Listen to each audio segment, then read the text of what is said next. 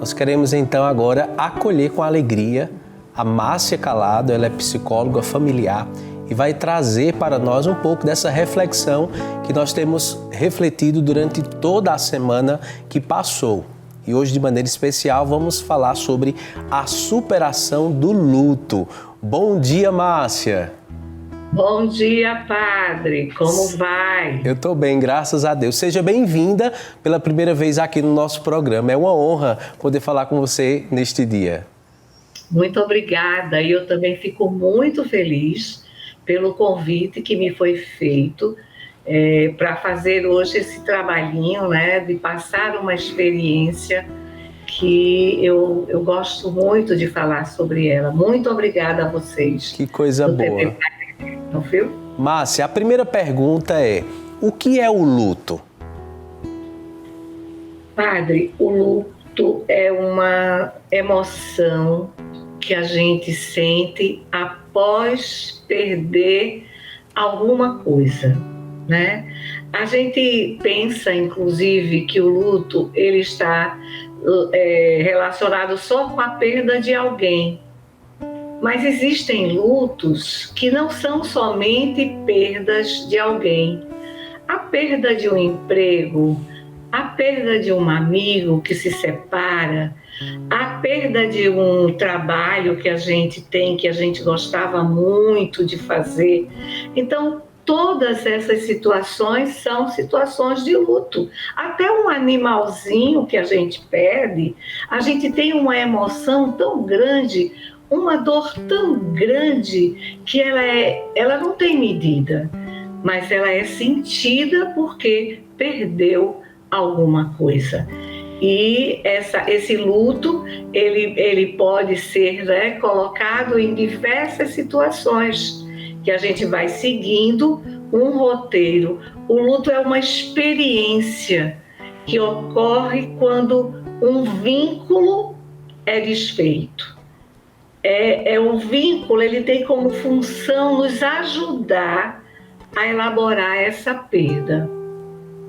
É mais ou menos isso, padre. Márcia, existe uma receita ou algo que nos aponta um caminho para a superação dessa experiência de luto? O luto, padre, ele é vivido diferente com cada pessoa. Cada pessoa sente da sua forma, da sua maneira. E é interessante que a gente procure, né, elaborar o conceito dentro da gente. É uma dor que somente a pessoa que perde tem condição de falar sobre ela. Então, a gente precisa, né?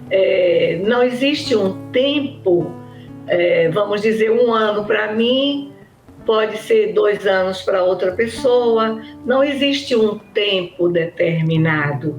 O luto, ele vem a partir do que eu sou, de como eu vivo esse luto. Não existe uma forma esquematizada sobre o luto. Cada pessoa sente da forma que sabe viver esse luto.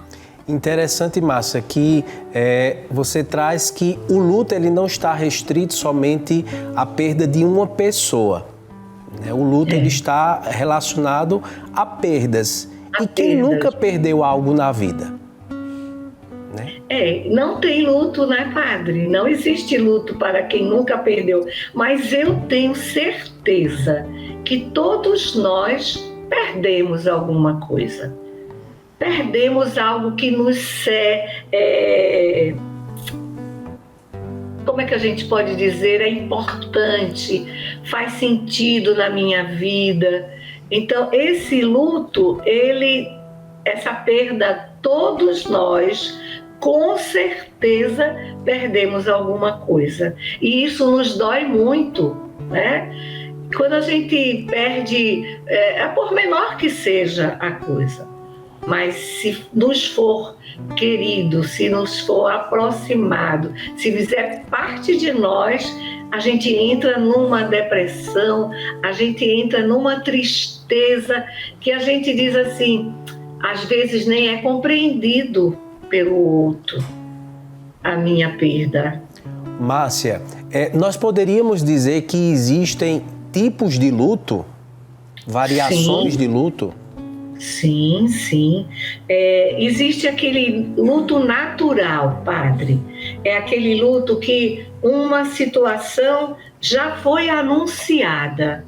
Então, é um luto natural, previamente, com o tempo que foi dado a gente para elaborar esta perda. Outro tipo de luto é o luto complicado. Como é um luto complicado? Ele provoca na gente raiva, sabe? Provoca na gente o que deve entrar para variar a nossa pessoa. É um luto que fica complicado e nós precisamos cuidar deste luto. Depois tem o luto antecipatório. Qual é esse luto? É aquele que a gente é a morte que vem por doenças terminais. Provoca muitas dores antecipada. Então, eu já sofro com alguém que eu sei que antecipadamente vai chegar ao momento de partida. Tem um luto que não é conhecido. Que tipo de luto é este? É aquele que até mesmo de um animalzinho de estimação que muitos podem não entender, que eu estou sofrendo porque perdi o meu animalzinho. Existe também um tipo de luto que é ausente. O que é este luto? É a pessoa não se permite vivenciar o luto. Existe o luto atrasado, é o luto que tem como consequência, por exemplo, um desemprego, né? Então eu perco o meu trabalho e isso é um luto atrasado. Quando eu perco o meu trabalho, eu vou me sentindo desamparado. Outro tipo de luto é o traumático. Qual é esse tipo? É aquele que a gente tem no suicídio, nos assassinatos, nos acidentes. Todos são lutos traumáticos. Existe o gestacional, o neonatal, é quando a gente perde o feto. E é um luto que a gente precisa viver. As pessoas não dão muito valor a isso, mas isso dói muito. Outro tipo de luto é o coletivo. Nós estamos passando hoje por uma guerra, né? Grandes guerras, grandes acidentes, um prédio cai, uma bomba explode. Então são lutos coletivos e todos nós ficamos sentindo o que foi acontecido. E por último, existe o luto do suicídio, né? E pós-venção. Esse luto é muito interessante porque não há o porquê da morte, mas a qual vai com a pessoa, o motivo. A pessoa que se suicidou leva consigo o motivo da morte. É aquela dor, responsabilidade pelo que eu estou sentindo e ninguém sabe. Márcia, conhecendo um pouco da sua história, a senhora já passou pelo luto, pela experiência do luto. E quais são as lições que a senhora traz hoje após a superação e a vivência do luto? Quando eu perdi o meu esposo, nós éramos um casal de igreja, né? Vivíamos com famílias e de repente ele chega a um câncer que com 9 meses ele termina a sua vida terrestre e começa a vida com Deus.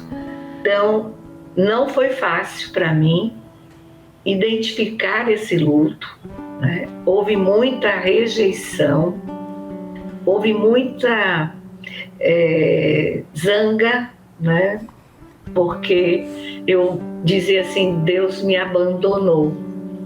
E é uma sensação que quase, não é, a maioria das pessoas que ficam viúvas não compreendem o que está acontecendo. Então, o que é que eu fiz, né? Eu passei a viver na pastoral que eu conduzia, que era a pastoral familiar. Depois fui para a paróquia, né? Meu trabalho na paróquia, participando das missas. Então, eu fui me encontrando com a igreja, né? Era tão engraçado que o meu confessor, quando eu chegava lá junto dele, eu dizia, eu venho aqui trazendo as mesmas dores, elas são as mesmas. E a superação, ela aconteceu, né? Os meus filhos estiveram presentes, nós estivemos sempre unidos, os amigos, e daí eu fui superando essa dor. A gente não pode ignorar que a gente está sofrendo, mas a gente precisa aos poucos voltar à nossa rotina. Aquilo que a gente fazia, com quem a gente andava, agora vai mudar um pouco, porque quem a gente andava era com casais e a gente passa a ficar só, então tem que mudar um pouco a sua história. E eu passei 5 anos viúva, né? E fui a uma viagem, meus filhos me empurrando, e eu fui para uma viagem. E nessa viagem eu me dei a possibilidade de encontrar outra pessoa. E essa pessoa chegou justamente com, eu digo assim, que foi muita providência de Deus, muita. Porque ele gosta das mesmas coisas que eu, ele participa comigo, ele vai à igreja, ele era, quando nos conhecemos nessa viagem, ele era viúvo, e aí a gente começou na viagem a dividir nossas dores. A gente chorava junto, a gente sorria junto, e começamos, né, uma grande caminhada novamente. Quando nós fomos tirar o batistério, tem tanta coincidência, padre, que seria não sei quantos programas para eu conversar sobre isso. Mas uma pequena dado é que quando nós fomos tirar o nosso batistério juntos, nós nos batizamos na mesma igreja. Olha só, então, que interessante. Pois é. Quando começamos a conversar, ele tinha trabalhado com o meu marido. Ele conhecia o meu marido e eu não o conhecia. Então, as coisas de Deus, padre, a gente tem que encontrar e acreditar. A gente não pode se fechar para a vida. A gente não pode se fechar porque você perdeu alguém que nunca mais você vai encontrar. Não. Seja aberta para a vida, né? Nós não precisamos usar nenhuma etiqueta. Deus sabe de como nós estamos, do que nós precisamos. E daí eu estou pronta para recomeçar. Eu tenho que encarar um novo dia. Eu tenho que saber lidar com as minhas insônias. Eu tenho que recuperar a confiança em Deus. Eu tenho que parar de negar. Eu tenho que parar de desistir de caminhar. Nunca nós devemos parar porque estamos desistindo. É muito importante você que está me ouvindo. Tenha fé. Acredite que você é uma boa pessoa. Cuide de você. Ame você de uma maneira especial. Mas ame você muito. Nós sabemos que dói muito. A saudade é muito grande. As lembranças que ficam são grandes, mas Nós devemos quebrar os vínculos que nós tivemos, porque dizemos a Deus assim, até que a morte nos separe. E aí você deve acreditar, né? Momentos assim são feridas que nós temos e que são provocadas por essa morte. Então nós precisamos curá-las, curar essa ferida que fica em nós. Márcia, lidar com a pessoa que está naquele momento vivenciando o luto é sempre difícil porque nós não encontramos palavras para preencher o vazio que habita o coração daquelas pessoas. Quantas vezes eu estou aqui apresentando um programa e atendo uma ligação de uma mãe que diz: padre, meu coração está achagado, eu perdi o meu filho há tantos meses. Confesso que eu fico com o coração partido ao ouvir aquilo, né? É muito difícil lidar com o luto de uma mãe que perde um filho. E aí eu queria, você como terapeuta, né, como psicóloga, qual a palavra que a gente precisa utilizar ou não utilizar diante de uma experiência assim tão forte do luto na vida de uma mãe que perde assim de forma abrupta um filho?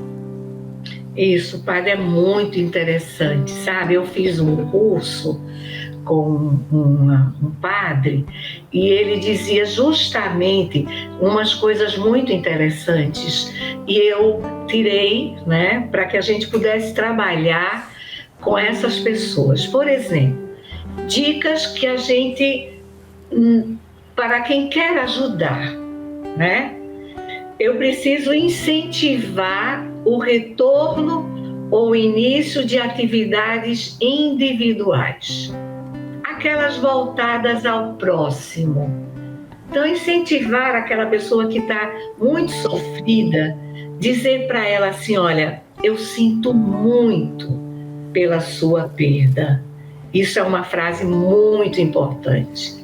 Outra frase muito importante é: eu estou aqui para você se precisar de mim.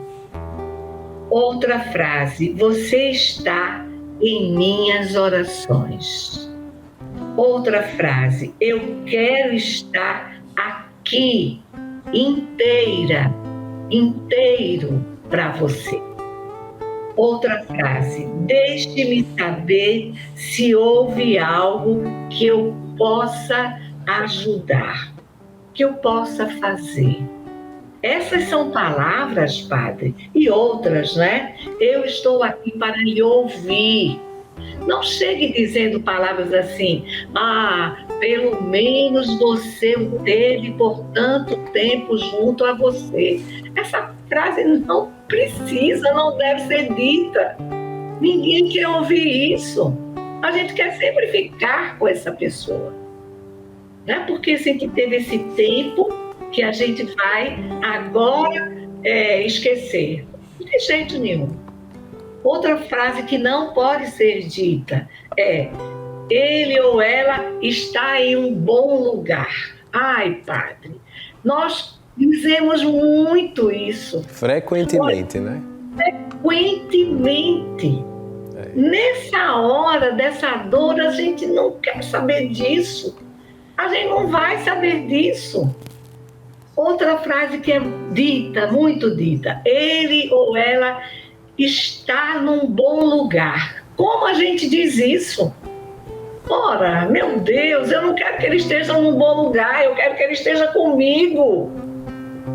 Ele não devia ter partido. Essas são frases, ele está com Deus, eu sei disso, mas naquele momento que eu estou perdendo alguém, não compreende, né? Não compreende.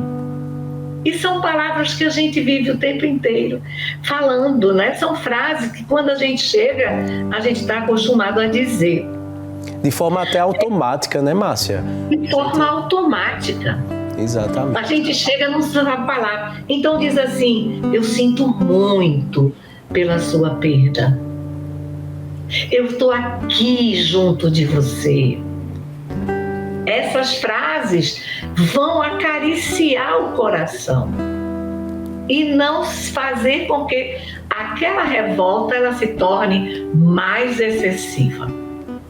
Muito interessante as suas palavras. Eu estou aqui com a Vanessa. Vanessa, você já passou por uma experiência de luto assim que marcou a sua vida?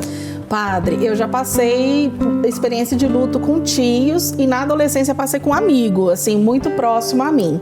E que é uma situação que a gente fica, assim, meio perdido na vida, né? A gente fica meio perdido, não sabe lidar com todos esses sentimentos que vêm realmente ao nosso coração. Mas o que eu vejo com mais frequência, Padre, que aquele que tem fé, aquele que está sempre em Deus, ele sempre tem esse apoio que ele precisa, sabe? Essa acolhida, esse abraço carinhoso, essa presença, às vezes, de uma pessoa que Deus envia ali para estar do seu ladinho, te confortando, te consolando, às vezes até pela televisão, viu, Padre?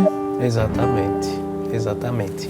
Márcia, uma coisa que quando você falava no trato com o luto da superação, eu acredito que vem muito, num primeiro momento, a revolta, a negação daquilo que aconteceu.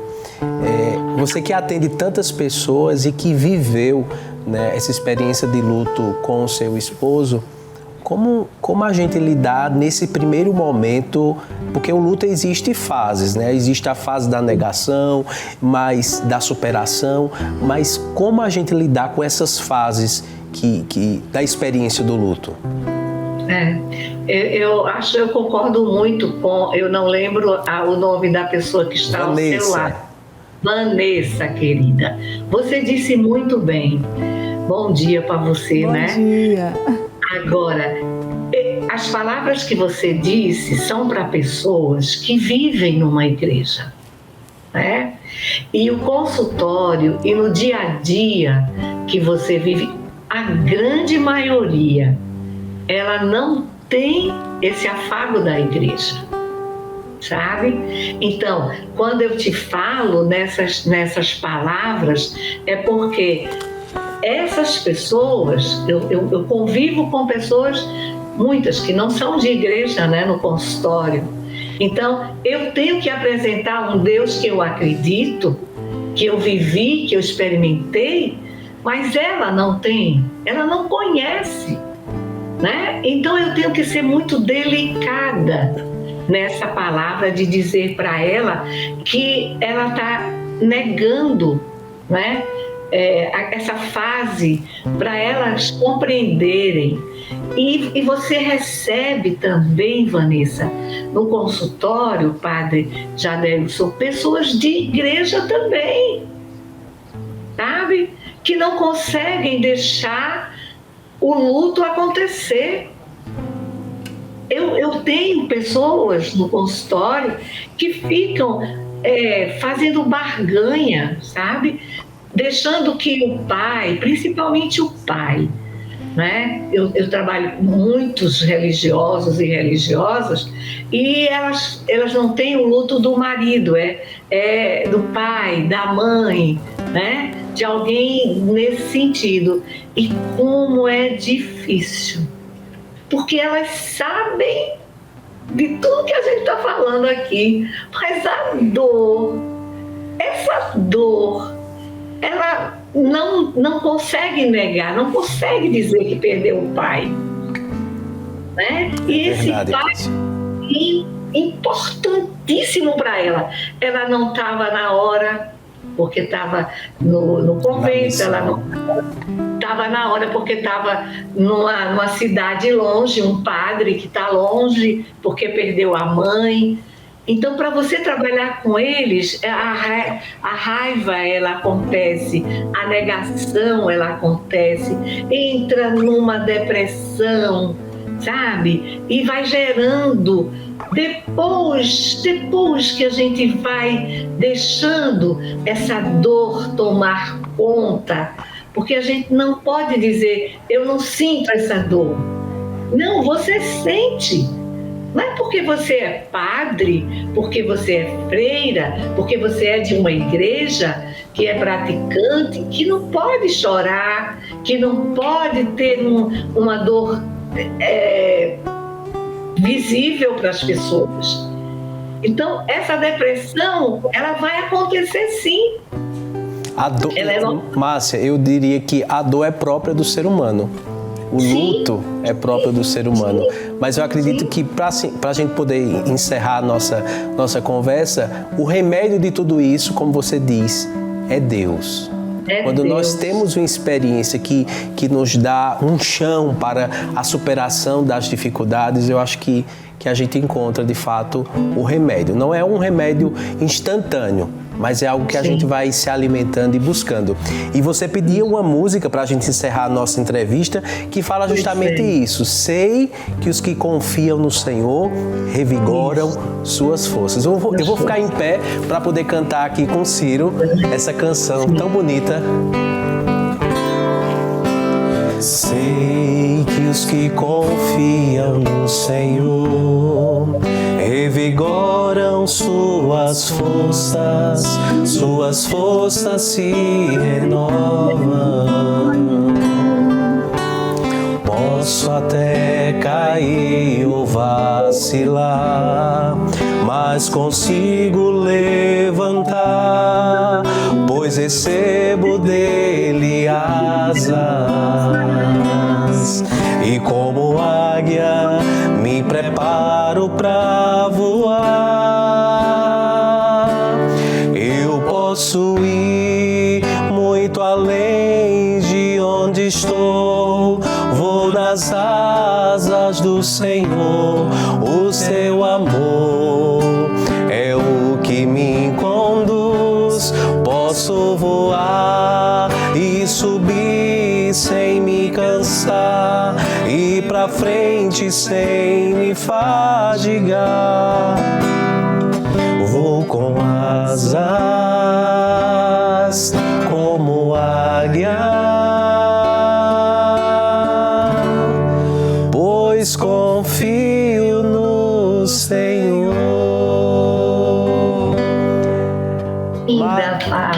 Que coisa boa. Márcia, muito obrigado pela sua contribuição, partilhando conosco um pouco da sua vida, da sua experiência, com tantas pessoas que vivem a experiência do luto. Espero mais vezes tê-la aqui no nosso programa, partilhando diversos temas. Ok, Padre, eu que agradeço. Eu agradeço a vocês, agradeço a Deus, porque Ele me conduziu para que eu dissesse: acredite, não fique sozinha, confie que Deus vai lhe dar asas para você voar. Amém, tá? amém. Amém. Um grande abraço. Um grande abraço também.